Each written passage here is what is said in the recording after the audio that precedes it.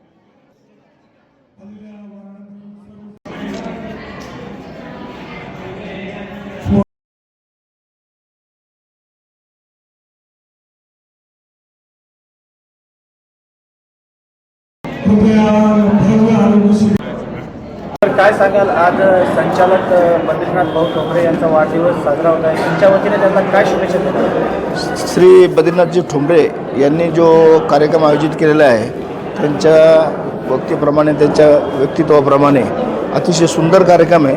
त्याच्यामुळे सर्वसामान्य लोकांच्या देखभाल, ग्लुकोज मीटर, औषधी वाटप, हे इतर साहित्य जे देत आहे आज लोकांना, त्याच्यामुळे लोकांना एक प्रसाराने माध्यम होतो आणि त्यामुळे त्या ठिकाणी आपला एक लोकांमध्ये, सर्वसामान्यामध्ये माणसाची प्रसिद्धी निर्माण व्हावी, त्या दृष्टीने हा कार्यक्रम अतिशय स्तुत्य आहे।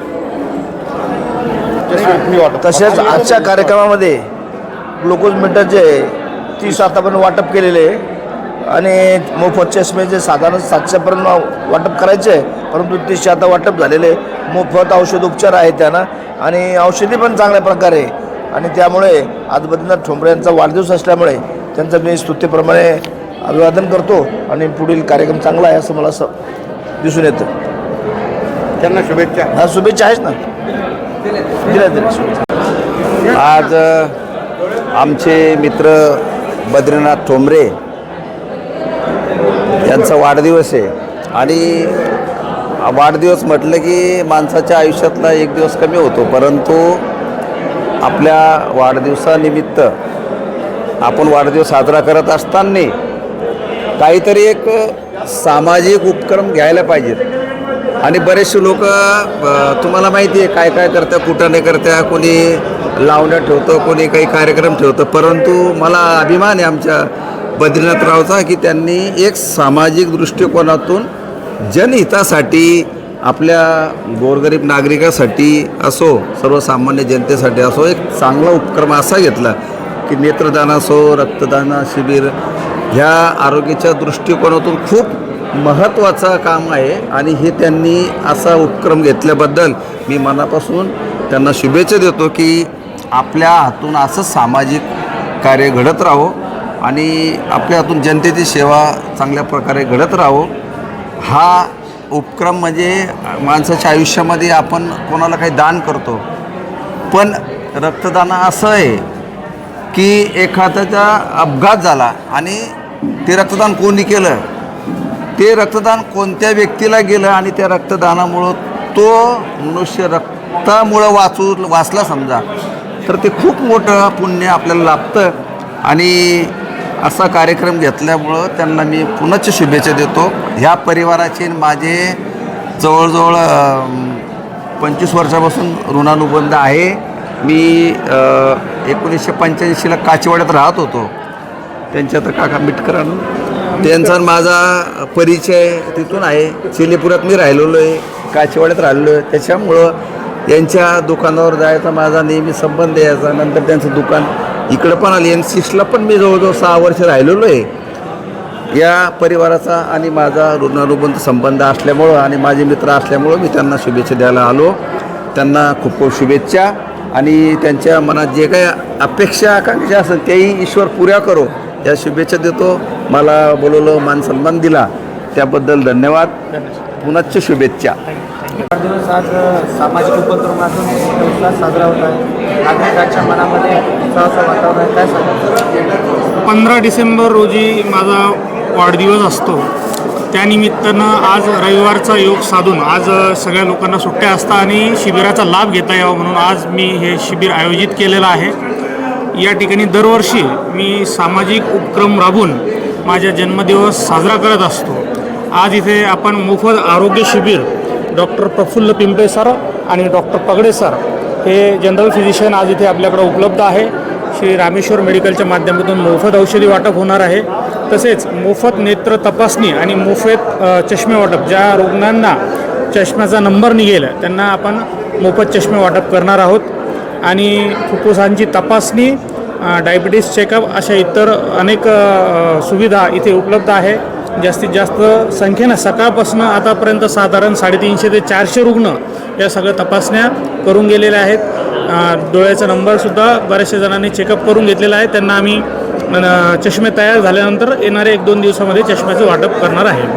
या शिबिरासाठी सगळे उपस्थित राहिल्यामुळे, सगळे मान्यवर आल्यामुळं ज्या नागरिकांनी याचा लाभ घेतला त्यामुळे मी सर्वांचे आभार व्यक्त करतो व थांबतो. धन्यवाद. भाऊ, तुम्ही एक नवीन युनिट सुरू करताय.